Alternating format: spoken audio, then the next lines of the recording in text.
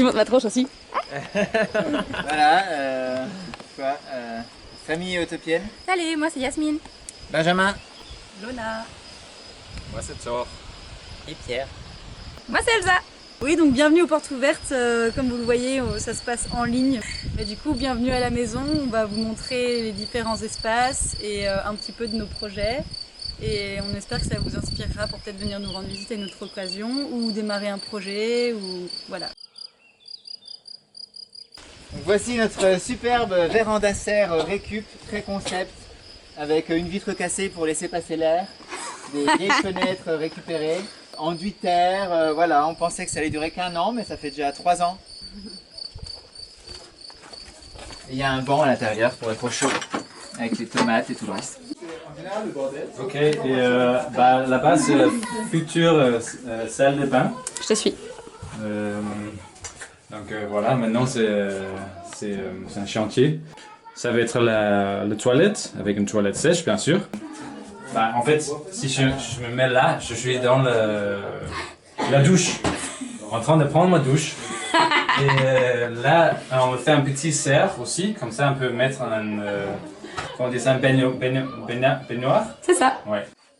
Et en fait, la salle de bain et le chantier là-bas est lié avec le salon parce qu'en fait, ici, là maintenant, on a la salle de bain ici.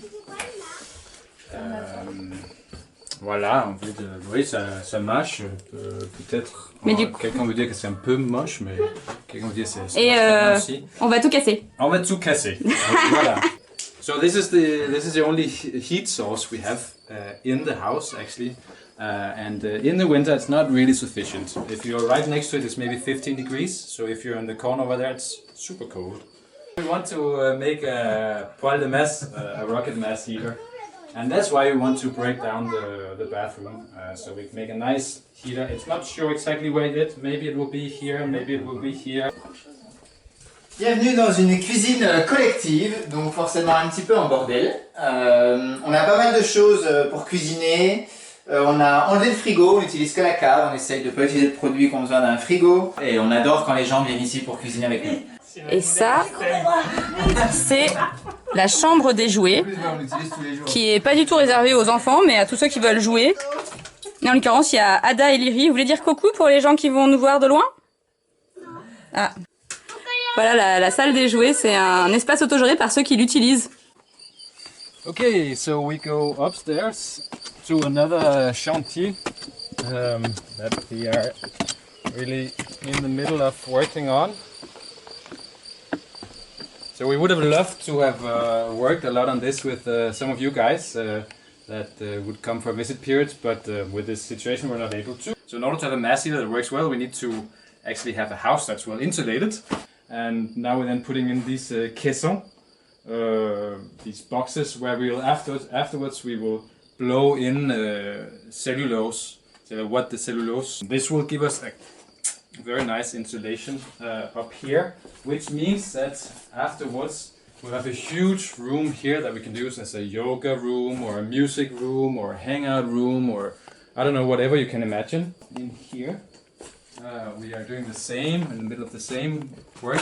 I think right now the idea is to have a quiet space, a quiet office space for us residents. So, voilà. Bienvenue devant le Rocket Stove, ici même. Là on en a un plus petit qui fonctionne très bien. Là dernièrement j'ai fait bouillir une casserole juste avec des écorces d'arbres en 20 minutes. Donc ça va permettre d'éviter de couper des arbres en fait, c'est vraiment chouette. Ouais, avec ce genre de morceaux de bois ça marche bien. On a une nouvelle version de l'année dernière, en mode wow, my god, mais quelle inspiration, quelle créativité! Donc c'est un Rocket Stove. Cuisine là à partir du printemps jusqu'à l'automne. Et après l'hiver on passe à l'intérieur de la maison, on cuisine sur une cuisinière à bois. Et là c'est chili au menu, chili sans carnet. Donc voilà notre espace vélo, c'est l'atelier vélo, il y a plein de vélos en différents états on peut dire.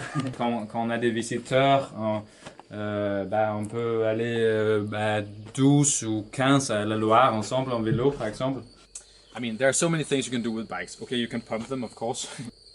The bikes are can help us to do a lot of things when we don't have electricity, just by mechanics, just by turning the wheels. You know, we have a bike washing machine that is needs some upgrading right now, but it basically we can wash our clothes just by, you know, pedaling. La Dragroom, lieu de débauche et d'imaginaire où tout est permis. C'est un espace qui a vu le jour il y a 2 ans. À la suite, en fait, voilà, d'un lieu que j'ai connu qui s'appelle Folter dans les Vosges, qui est un lieu pour la communauté LGBT où elles ont une dragroom.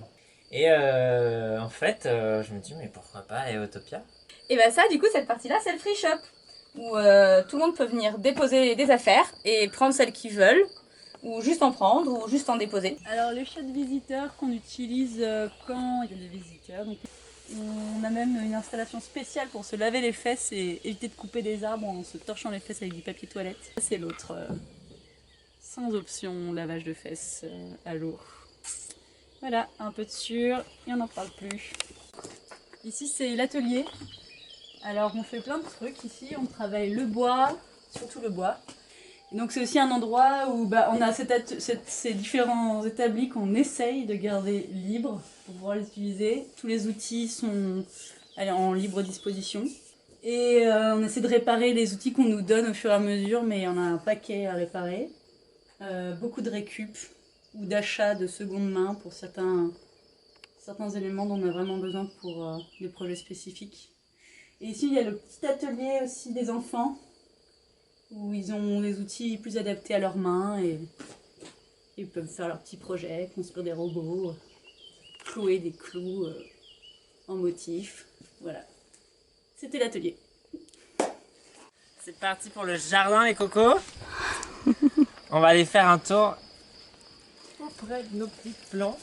Donc voilà, tout ce qu'il y avait dans la serre que Ben a présenté atterrit là. Donc c'est un jardin expérimental, comme le projet. C'est un jardin qui a 4 ans, où l'idée c'est de pas travailler le sol. Donc on paille beaucoup. Alors ici c'est le jardin commun, c'est une première cette année. Jusque là il y avait plutôt, en fait qui avait envie de faire du jardin. De toute façon en général qui veut faire du jardin fait du jardin. Mais c'était une organisation plus informelle. Et là, il y a eu cette envie quand même de se fédérer autour de la production alimentaire et voilà, de voir quand même un effort collectif dans la production de notre nourriture. Donc là, on arrive à la phyto. Ici, il y a un bassin très peu profond avec un espace de ruissellement. Là, il y avait un deuxième bassin et puis un premier bassin qu'on retrouve ici. Qui là était vraiment plus profond, ça faisait 50 cm de profondeur, je pense, quelque chose comme ça. Ce qui se passe, c'est que l'eau s'est infiltrée directement dans le sol et ce faisant, en fait, il a irrigué la butte de permaculture qu'on peut voir ici. Et donc là, on a eu une super récolte de courges l'année dernière. En fait, au final, ce qu'on retient, c'est que ça nous intéressait pas mal d'avoir une irrigation en tant que sécheresse. Donc voilà, la nouvelle génération de phyto maintenant qui va tout révolutionner. Voilà, on a trouvé le tuyau plus haut et on s'est dit ici on va faire 2 bassins de phyto conséquents et qu'ensuite ça finisse par ruisseler et ça va aller directement dans le reste de l'ancienne phyto pour irriguer le jardin.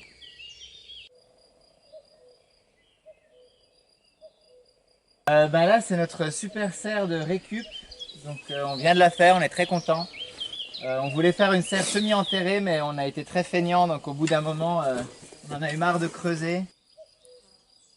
Ouais, il faudrait qu'on creuse plus pour qu'il y ait toute l'inertie de la terre qui permette de réchauffer la serre. Mais pour l'instant, pour ce printemps et cet été, ce sera suffisant. Donc voilà, il y a un grillon, des plantes et ça a été qu'avec des fenêtres qu'on a récupérées. Et alors la terre de cette serre qui a été creusée pour les principes permaculturels a été utilisée pour la cabane.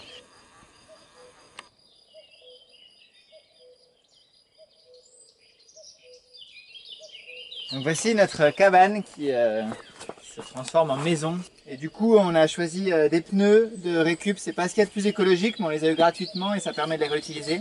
On les a remplis de terre. Dessus, on a fait un plancher de palettes qu'on a rempli d'un mélange de terre-paille, qui est le même terre-paille qu'on a fait à l'intérieur des palettes. Et après, on a couvert le tout avec un enduit de base, qui est de la paille qu'on trempe dans de la barbotine. La barbotine, c'est de la terre et de l'eau. Donc voilà, donc en gros, pour faire tout le plancher, les murs, tout ça, ça coûte rien. Là, on a acheté, c'est pour le toit. On avait les tuiles, mais on a quand même acheté du bois pour avoir des bonnes poutres et des bons chevrons. Et des vis, on a beaucoup de vis. Donc au-dessus, il y aura 2 chambres. Il y a l'idée d'avoir une petite salle de bain pour avoir un espace un peu privatif. On a envie de mettre un poêle de masse ici, un poêlito. Puis le reste, mettre des petits bureaux, un canapé lit pour les invités. Et c'est juste posé. Donc voilà, on pourra la démonter si jamais, même si on n'en a pas envie. Alors on est en train de mettre les enduits de la maison. Normalement, on voudrait faire les enduits qu'avec la terre, les éléments qu'on trouve ici. Mais pour l'extérieur, c'est mieux d'ajouter un peu d'eau chaude pour la protection à la pluie, l'humidité, tout ça. Voilà, donc c'est le premier mur, c'est le mur nord. Donc, il nous reste tout le reste de la maison. Mais on y va. Motivé.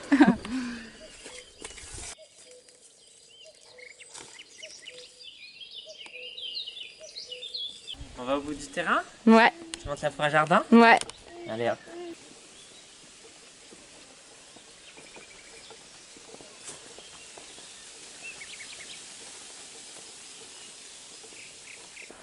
Là, on arrive petit à petit sur l'espace qui va être cultivé et accueillir la forêt jardin.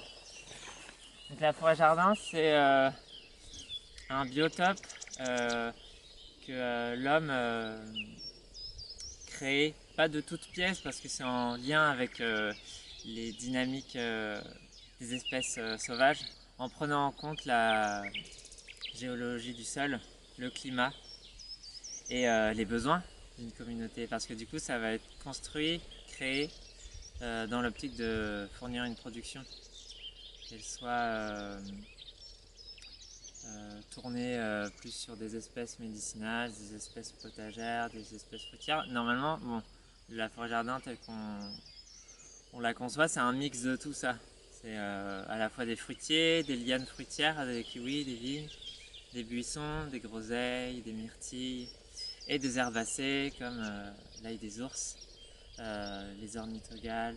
Mais ça peut être aussi du coup des espèces potagères en bordure et en lisière, là où il y aura plus de soleil.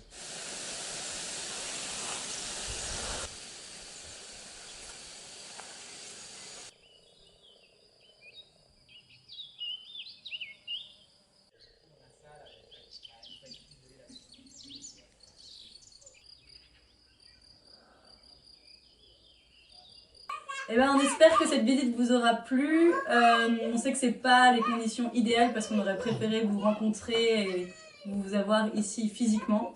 Ça sera pour une prochaine fois. Mais voilà, si vous avez des questions, si vous avez des idées, si vous avez envie de partager, on vous dit à dimanche sur le Zoom. À dimanche.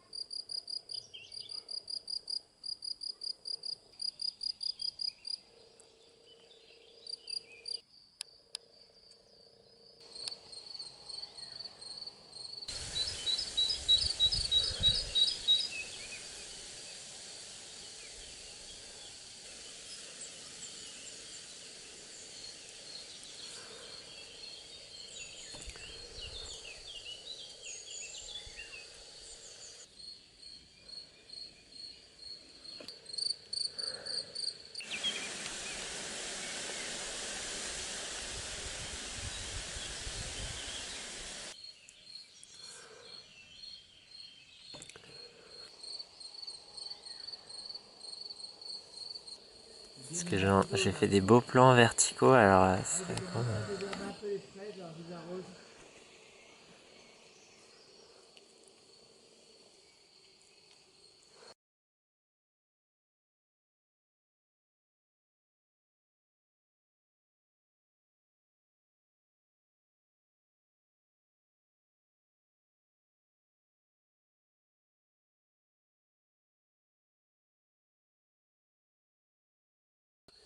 Parce que j'ai fait des beaux plans verticaux, alors ce serait cool.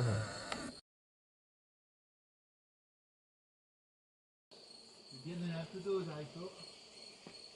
Là, j'ai commencé à désherber un peu les fraises, alors je les arrose.